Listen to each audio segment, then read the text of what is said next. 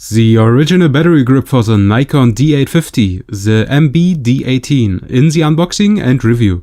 Light color shadow, here we go.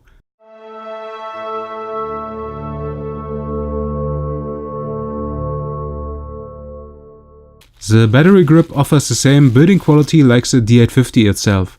A dust and waterproof housing made of magnesium alloy. The grip allows it to use the battery of the D4S and D5, the EN-EL18, and with this combination you can shoot instead of 7 frames per second, 9 frames per second. The package contains additionally the battery holder for the AA batteries, for 8 cells to be exact, and this holder is contained in the sweet little bag here.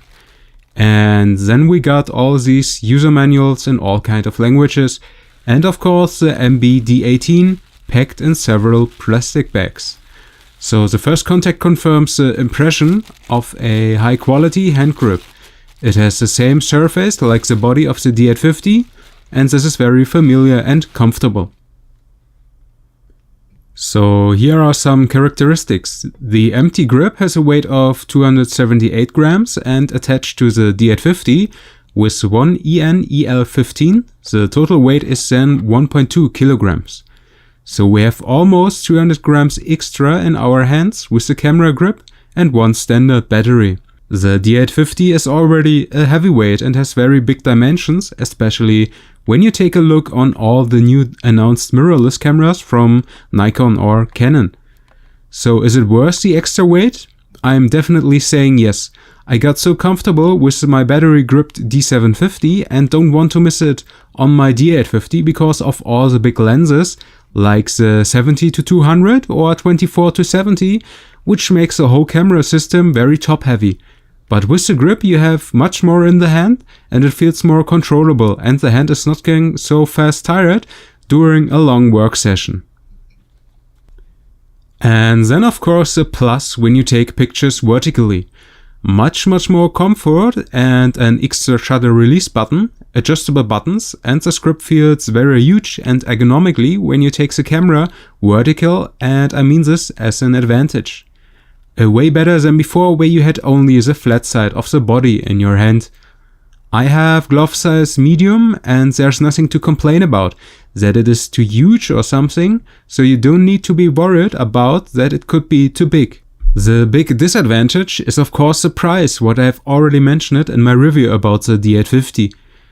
If you really want all the original parts from Nikon, you have to pay almost 1000 euros in Germany, and as much as I could find out the same US dollar price to get the 9 frames per second.